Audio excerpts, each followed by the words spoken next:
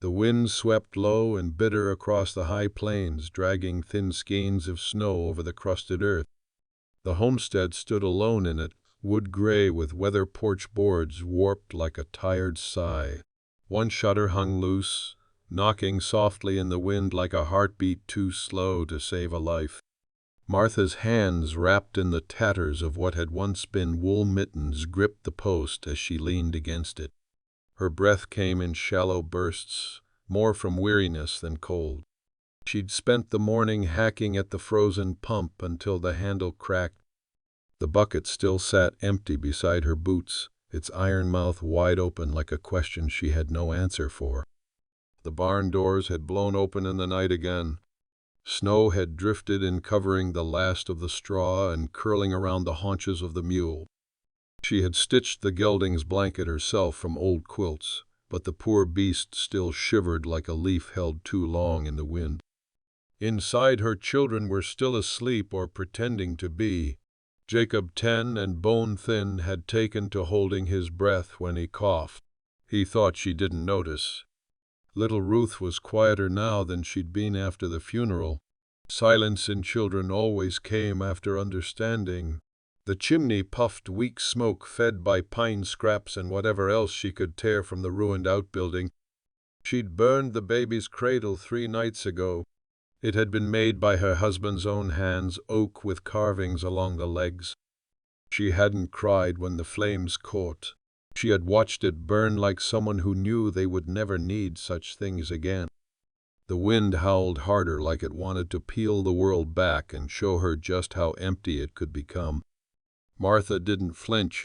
She tightened her shawl and stepped down into the snow, her boots punching through the crust.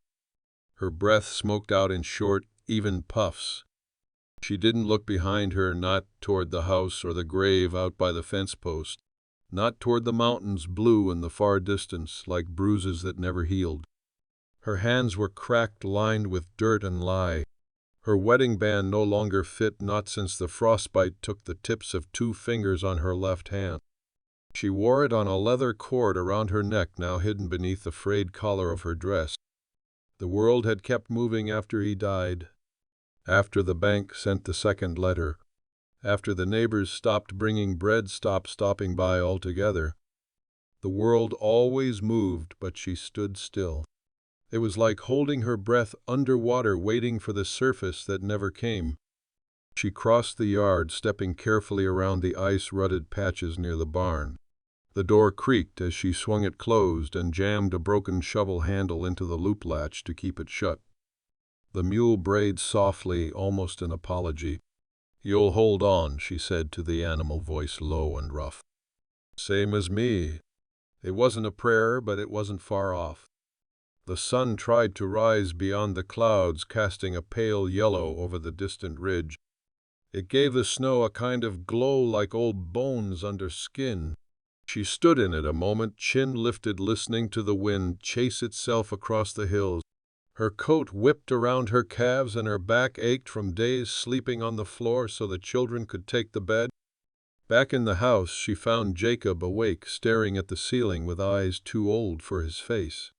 She smoothed his hair without speaking, and he turned into her hand like he had when he was a toddler and the world had made more sense. Ruth clung to her side, her small body radiating warmth and need. "Will Papa be cold?" No, Martha said, though she had laid him in the earth herself, frozen dirt, refusing to give, then giving all at once. She lit the stove again, scraped together enough flour and lard for 1 biscuit each, and watched them eat like it was Sunday dinner. Her fingers trembled, and not from hunger. When night came, she sat by the window lamp, low eyes on the black beyond the frost. The wind hadn't let up, and neither had she. Not yet. Somewhere in that dark, something stirred, hoofbeats faint and uneven. Her heart slowed, then sped. But she didn't stand. Not yet. She waited until the sound settled into certainty, hooves crunching snow, deliberate, slow. Not the gallop of danger, not the clatter of a posse. Just one horse, maybe lame, dragging something behind it. Maybe it was nothing. Maybe it was someone lost. She reached for the rifle before she opened the door. It had been her husband's, though he'd barely used it. Always said men who reached for guns too quick were either fools or ghosts in the making. Her hand was steadier than she expected as she stepped onto the porch. The figure emerged from the dark like a half-forgotten memory. A tall man hunched against the wind, leading his horse by the reins. The animal's head drooped low, breath steaming. A travois dragged behind it, tied rough but tight. Martha's eyes flicked to the bundle on it. Supplies, maybe, or something worse. Evening, the man called, his voice ragged with travel and cold. Didn't mean to scare you. She said nothing. The rifle stayed pointed low, but she didn't lower it. He stopped at the edge of her yard near the last half-buried fence post. His face was covered in a scarf, snow stuck in the folds of his coat. He lifted one gloved hand in greeting slowly. I'm looking for a place to stable my horse. Just for the night. Got caught farther out than I meant to. I'll pay. She studied him in silence. There was a weight to his posture, not just from cold or distance. Something slumped inside him, the way folks looked after too many losses in too short a time. Where are you coming from? She asked, finally, voice low. North. Out past Willow Creek. There's nothing out there. He gave a tired nod. I know. She paused, then pointed toward the barn. You can tie 'em up there. Mules inside. Don't spook her. I won't. He moved carefully, limping slightly, favoring his left side. She watched until he disappeared behind the barn, then shut the door and bolted it. Jacob was at the edge of the hallway, holding Ruth's hand. Stranger? He asked. Martha nodded. He won't stay long. The children returned to the bedroom without a word. They knew better than to ask for stories or comfort. Silence had become a habit in the house, like cold and hard bread. She didn't sleep. Kept her coat on, sat near the stove with the rifle across her lap. The stranger didn't come to the house. That alone was worth something. At dawn she went out before the children woke. The wind had died, but the cold had not. Her breath came hard as she crossed the yard, boots crunching over snow glazed in ice. The barn was quiet. Inside she found the man sitting against a hay bale, coat draped over his knees, eyes half open.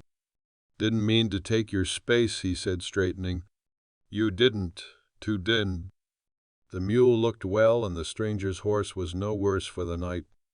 He'd rubbed her down with straw and given her water. That was more than most men would have done for their own. What's your name? She asked. Lauren. He pulled his scarf down. His face was narrow, unshaven, with deep lines near the eyes. Yours? Martha. He nodded. Didn't want to ask last night. You had that look. What look's that? The kind that means a man should keep his mouth shut. She almost smiled. Almost. She gave him a heel of bread, some coffee boiled thin. He ate it like it was worth more than gold. Heading anywhere in particular? She asked, keeping her voice even. Nowhere fast. Had a job hauling freight, but it went south. Lost 2 mules to frostbite. Sheriff said I should head toward Deadwood, maybe find something new. He sipped the coffee, cradling it in both hands like it warmed more than just his fingers. You live here alone? He asked, gentle. Martha's eyes narrowed.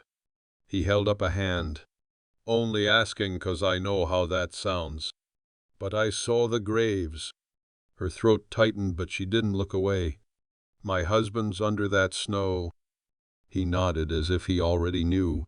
It's a hard winter. They're all hard now. She didn't invite him in.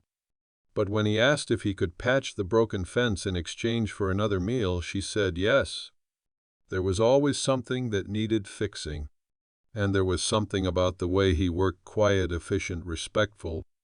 He didn't pry, didn't offer sympathy like a coin he expected her to take and say thank you for. When she brought out a biscuit and dried meat, he paused before taking it. You got children, he said. You feed them first." "I did," she said. "You gonna eat or not?" He smiled just a little. "Yes, ma'am." Lauren stayed 2 more nights. Each morning he asked what work needed doing. He chopped the wood she couldn't reach, reset the back door where the hinges had sagged from rot, and reinforced the barn roof where the snow sagged heavy. He worked with a quiet focus like labor itself gave him a kind of peace. He didn't press her with talk. If she handed him a task, he did it. If she said nothing, he didn't fill the space with noise. That more than anything made her tolerate him. On the 3rd morning, Martha found Jacob out by the barn watching Lauren shoe his own horse with salvaged iron. The boy stood close, curious, holding a rusted hammer like he might be useful if only someone told him how. Lauren glanced at him, then said, "You ever done this before?" Jacob shook his head, silent. "Well," Lauren said, setting the hoof down gently, "it's not the easiest work, but it's worth knowing. Horse throws a shoe in the hills, and you're 3 days from a town you'll be wishing you had a lesson." Jacob stepped forward as Lauren beckoned, and Martha watched from the window, heart tight in her chest. Not from fear, from something else. A flicker of something she hadn't felt in months. A kind of pause in the long ache. Inside, Ruth tugged at her skirt. "Can I go see too?" Martha brushed her daughter's hair back and nodded. "Keep your mittens on." The girl ran out, her coat flapping, laughter breaking free like a bird startled from a tree. Martha didn't stop her.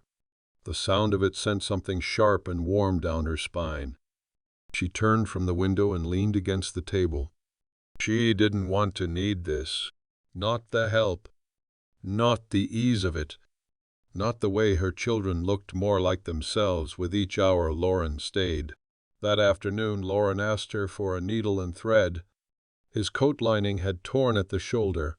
She brought it out without a word and watched as he sat by the porch stitching careful loops with weathered hands. "You sew better than I do," she said, arms crossed. "My mother taught me," he said. "Didn't have sisters. She figured I'd need the skill sooner or later." "Where is she now?" He looked up, met her eyes without flinching. "Buried in Kansas. Died just after the war. Fever." Martha gave a slow nod. "You fight?" He nodded. "Union side. Missouri regiment. Didn't keep much, did it?" "No, ma'am," he said. "It didn't." She sat on the steps, the rifle laid across her lap, more from habit now than fear. The wind had softened, and for the first time in weeks she could hear the river far off, still moving under its eyes. Lauren didn't speak unless she did. She liked that. Liked, too, the way he didn't look at her like she was something broken to be pitied. He asked her where her husband had learned carpentry. She told him about the house, how they'd built it together in the first spring. She told him how it smelled like sawdust and rain that year. How everything had felt possible back then. And when her voice caught, she looked away, angry with herself. But he didn't fill the silence. Instead, he said he must have been a good man. She nodded, still looking at the yard. He was. Well. That night she invited him in. Just to eat. The children sat straighter with him at the table, and Ruth slipped her biscuit into his coat pocket when she thought no one saw. He pretended not to notice until later, when he slipped it back into her hand with a wink. Martha saw it. Said nothing. After the children slept, they sat by the stove, the air warm with coal and the hush of wind outside. She mended a torn apron while he whittled at a small block of wood he'd pulled from the firewood pile. Something was taking shape there, though he hadn't said what. "You ever think about leaving?" he asked, not looking up. "Every day. And why don't you—" She paused. Thread tugged taut between her fingers. "Because no one else will stay for them," she said. Lauren nodded. "That's reason enough." She looked at him, then studied the way his hands moved, steady and patient. "You plan on staying long?" He met her eyes. "I don't plan much these days." A beat passed. Then she said, "There's fence still to fix. The north side." He smiled just a little. "Then I reckon I'm still needed." She didn't smile back, but she didn't stop him either when he set the carved block on the table and left it there. It was rough still but clear, a small mule head bowed, carved with care. If the land felt alive, subscribe and keep listening. The thaw came slow. Not a sudden melt, but a quiet loosening, the kind of shift a person might miss if they weren't paying close attention. It started with the sound of water ticking from the eaves, then the softness of earth underfoot in the places where the sun touched longest. The air no longer bit the lungs, though it still held the sharpness of caution. Lauren stayed. One morning turned into 2 weeks. He didn't say why. Martha didn't ask. He'd moved into the lean-to behind the barn, patched it with salvaged tin and pine, lined it with old quilts and hay. Said he liked being close to the animals. But most nights he ended up in the house past dark, carving small toys for Ruth or teaching Jacob how to tie knots that would hold under pressure. Martha let it happen. She didn't trust it, but she didn't stop it. She noticed things. How Loren always watched the road when he thought no one was looking. How his hands tensed sometimes at loud sounds. Once Ruth dropped a pan and he went still as stone before blinking and shaking it off. He never spoke about what he'd seen or who he might have lost, but the grief in him ran deep. Not loud grief, not weeping or drink, but a hollowness. A kind of knowing. Martha understood that kind of silence. She caught herself waiting for him, watching from the porch when he returned from cutting timber, listening for his voice in the barn. She hated herself for it some nights, not because she feared him, but because part of her didn't. And that was a feeling she hadn't allowed in too long. One late afternoon they were stacking wood by the back shed. He handed her a log, paused, then said, "You ever think of selling?" She looked up. "The land?" He nodded. "Sure. When I get tired of breathing." He gave a dry laugh, wiped his brow with a faded handkerchief. "That's what I figured." They worked in silence a while. The sun was sinking gold and heavy across the plains. The shed cast a long shadow. "You ever think of starting over?" he asked, quieter now. "I did. Once." "What changed?" "My husband died. The bank sent letters. Neighbors stopped coming. Winter came early." She tossed a log onto the pile. "After that I stopped making plans." Lauren leaned on the handle of the axe. "Still seems like you're living." She met his gaze. "There's a difference between living and being alive." He didn't argue. That evening after supper, Jacob asked if Lauren would teach him how to shoot. Martha stiffened. The boy had never asked her, had never even touched the rifle when it leaned in the corner by the door. Lauren looked to her, waited. She nodded slow. "Fine. But not the rifle. Start him with the old pistol. He can shoot cans. Nothing living." "I'll keep it safe," Lauren said. And he did. Patient, calm, firm when he had to be. He never raised his voice. When Jacob missed, he showed him again. When he hit the tin clean, Lauren just nodded once. No whooping, no clapping. Just quiet pride. Ruth clapped anyway. That night, after the children were asleep, Lauren stood by the fire holding a small carving of a bird in his hand. "This land, it's harsh," he said, "but it keeps people honest."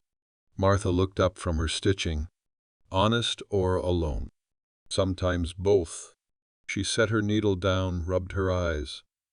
"What are you looking for, Loren?" He didn't answer right away. He turned the bird in his hand, studying the wings.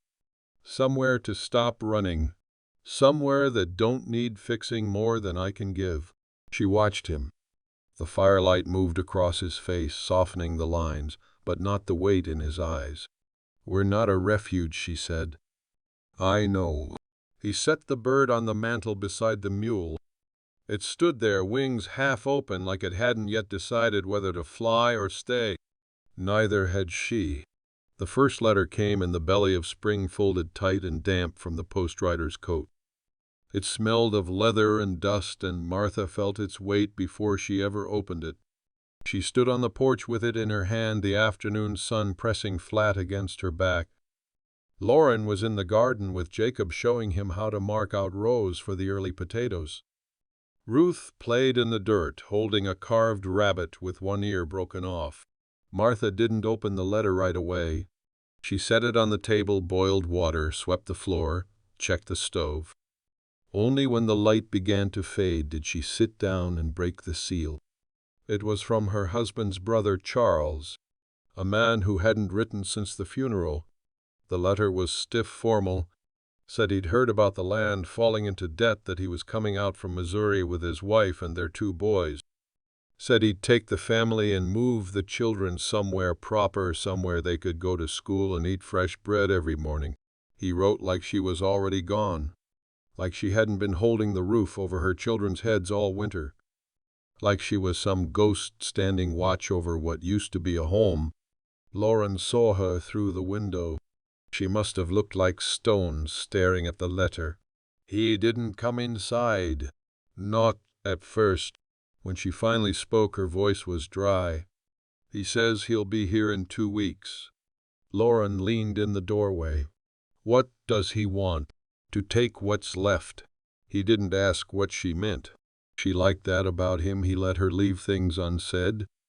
I buried my husband right here, she said, in that frozen dirt. I held a feverish baby against my chest for 2 days until he went still. I broke my hands digging a grave when the ground wouldn't give. And now Charles wants to show up with clean boots and tell me what's best for my children. Lauren stepped inside, slow. You think he'll try to take them? Martha didn't answer, just looked at the hearth where the mule and the birds still sat. What'll you do? I'll tell him no. And if he doesn't listen, she met his eyes, then I'll make him. That night she couldn't sleep. She sat by the stove with a rifle across her lap, just like she had before Lauren came. Old habits didn't die easy. He joined her near dawn, said nothing, just handed her a cup of coffee and sat across from her. I can be gone before they arrive, he said, if it helps. Her fingers tightened around the cup. Why would that help? Some men don't like surprises. I don't need him liking anything. He nodded, slow. She looked at him, then really looked. You'd leave if you asked me to. Her throat ached. She wanted to say yes, wanted to say no. What came out was, I don't want to fight this alone. You won't. Spring pushed in harder over the next week. Grass greened in the low places, birds returned with their hopeful songs. Ruth braided little crowns of dry grass and set them on the mule's back. Jacob followed Lauren around like a shadow, learning how to repair a gate with nothing but wire and will. Martha watched it all and tried not to count the days. When the wagon rolled over the ridge late on a Thursday, she was already waiting. Charles climbed down, first tall and soft, with a long coat and trimmed beard. His wife sat stiff beside him, clutching her parasol like it could ward off the prairie. Well, Charles said, looking around, it's worse than I expected. Martha didn't flinch. You should come in January. He stepped forward like he had a right to, looked past her at the porch, at the children at the lean-to behind the barn. And who's he? Charles asked, nodding toward Lauren. Martha's voice was calm.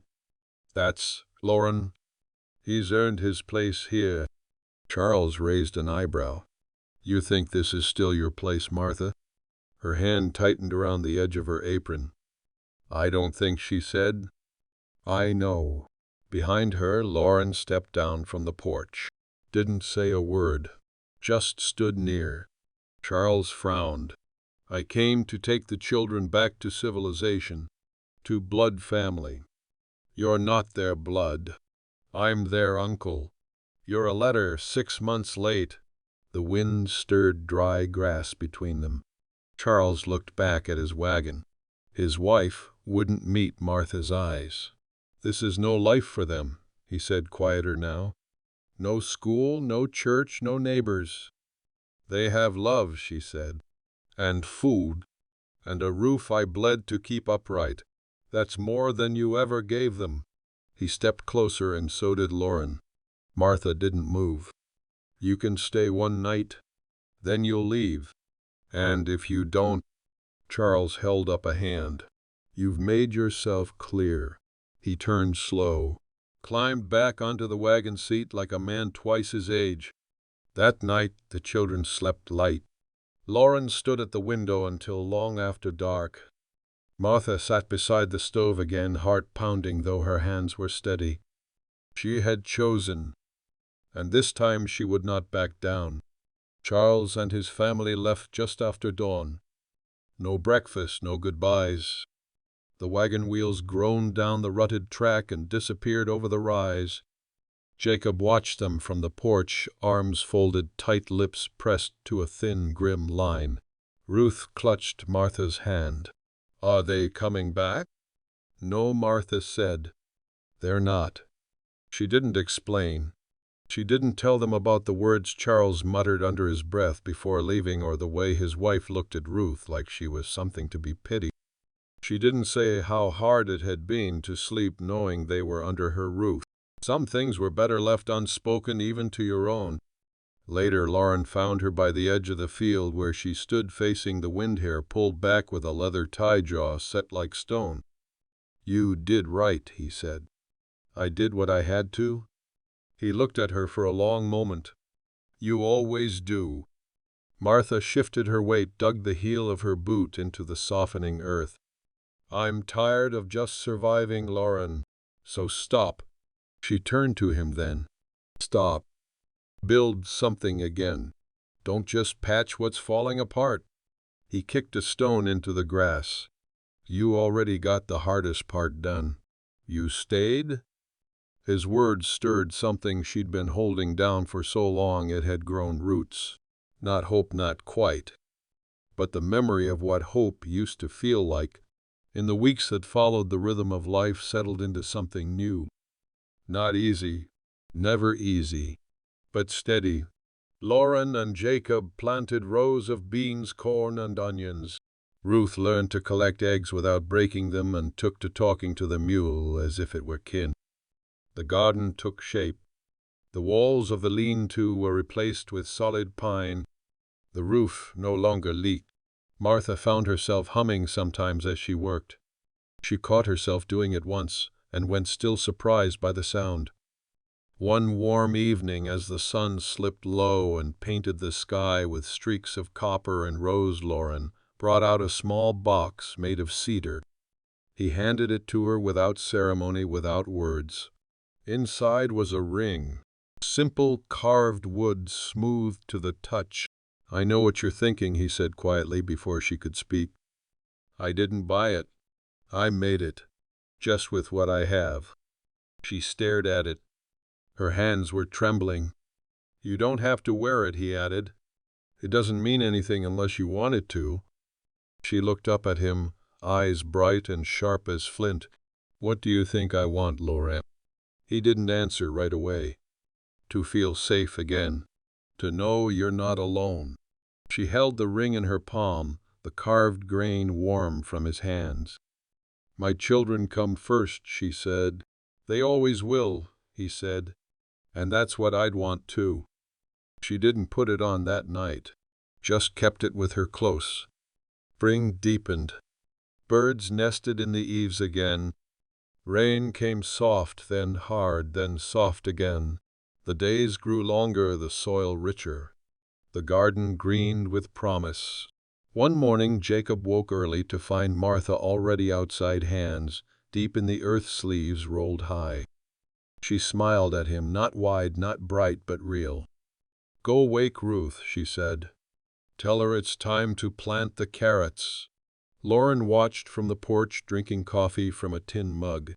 He didn't speak, just raised his hand in quiet salute when she looked his way. That night she stood by the firelight, took the ring from her pocket, and slipped it onto her finger. She didn't announce it. She didn't need to. When she looked over and saw the bird and mule still sitting side by side on the mantel, she let herself believe just a little that something lasting could come from broken things. The ring stayed on her finger through the rest of spring and into the first heat of summer. No vows were spoken, no papers signed. But Lauren began sleeping inside the house on nights when the storms rolled over the hills, and the roof held tight against the wind, not because of luck, but because he'd fixed it. They didn't talk about what they were building. They just built it. Together. In the mornings, Martha would find the coffee already brewed. The woodpile stayed full without her asking. The hens were fed, the mule watered, the fence posts reinforced. She gave him no praise for it. He asked for none. One evening, as the children ran circles through the tall grass, Ruth's laughter trailing behind her like ribbons, Martha watched from the steps, a tired ease settling in her bones. "You're quiet tonight," Lauren said, sitting beside her, sleeves rolled up, dirt still under his fingernails. She glanced at him. "I'm thinking about how I used to wonder if they'd ever laugh again." He smiled without looking at her. "You gave them room to—" "No," she said. "You did." He shook his head. "I just showed up. You're the one who stayed when it hurt." She leaned back, hands in her lap. The sky was starting to pink, the land wide and open and humming with crickets. "Some nights after Daniel died," she said, "I'd lay awake and wonder how long before the roof gave in. How long before the mule died. How long before I did." Lauren didn't speak, just listened. "But you know what scared me more than dying?" she asked, eyes distant. "That they'd be taken. That someone would come and say I wasn't enough. That grief had made me unfit." His voice was soft. "And now—" She looked at Ruth chasing fireflies, at Jacob kneeling by the fence, fixing a latch like it was second nature. "Now I know I'm enough. Maybe not perfect, but enough." Lauren reached for her hand. "Not fast. Not bold. Just steady." "I used to ride for days without stopping," he said. "Didn't care where I ended up. I told myself I wasn't running from anything. Just didn't have a reason to stay." Martha turned to him, her fingers warm in his. "You have one now?" she asked. He nodded. "A damn good one." They sat like that until the stars came out, until the children grew tired and the house grew quiet, until the fire in the stove burned down to embers and the night settled like a blanket over everything they'd managed to keep alive. The next morning a letter came again. But this one wasn't from Missouri. It came from the county office confirming that the land deed was now in her name alone. The final payment had been made quietly, anonymously, but stamped and official. She stared at it, heart pounding. Lauren was mending a wheel axle when she brought it out. She didn't speak, just handed him the paper. He read it, then looked at her. "You?" He shook his head. "Not me." She raised an eyebrow. "I know a man in town," he said slowly, "who owed me more than a favor. I called it in. You paid off my land. I didn't do it for charity. No. I did it because I planned to die here. With you. If you'll have me." She folded the letter, eyes stinging. "You're already here." They didn't kiss. Not then. Not yet. But something passed between them, deeper than words, more binding than any paper. A choice. A vow made quietly, like all the things that mattered most. The rains came in July, long soaking storms that swept in from the west and turned the hard-packed earth into thick, living soil. The garden drank deep and the corn stretched taller than Jacob's shoulders. Every morning smelled of wet grass and smoke. The prairie bloomed wild with color, and for the first time in what felt like years, the world felt generous. Martha moved through her days with a different kind of weight. Not weariness, purpose. Her hands were still cracked, her back still ached from the labor, but the burden was shared now. She wasn't carrying the whole of it alone. One night, Ruth woke crying. "Nightmares," she said. "Wolves in the house." Martha rose to soothe her, but Lauren was already there, sitting at the edge of the girl's bed, whispering quiet words about a big, brave mule that kicked wolves so hard they turned into clouds. Ruth laughed through her tears and curled into sleep again. Later, in the stillness of the main room, Martha leaned against the doorframe and watched him. "You're good with them," she said. He turned. "They're easy to love." She looked down, twisting the ring on her finger. "I didn't expect any of this." "Neither did I. I still don't know what to call it." He stood across the space between them. "You don't have to call it anything." But she did.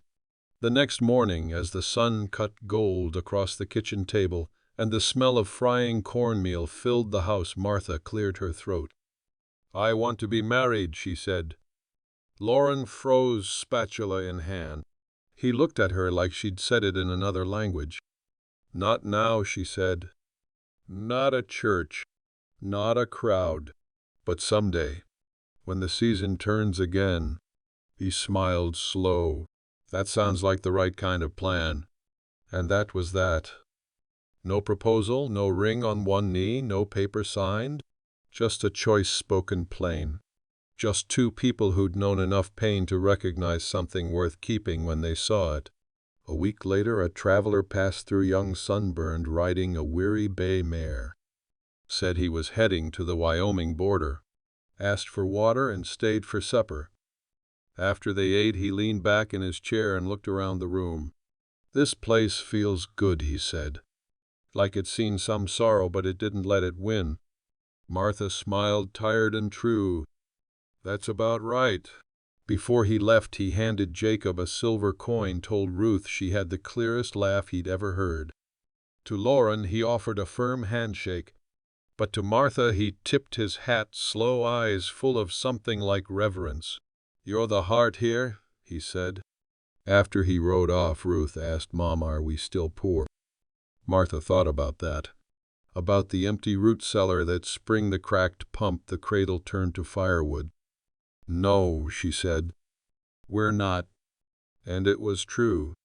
They had a garden now, and eggs, and a mule with a name that only Ruth used. The children had chores and laughter and a man who taught them both. The house still leaned a little in the wind, but it stood.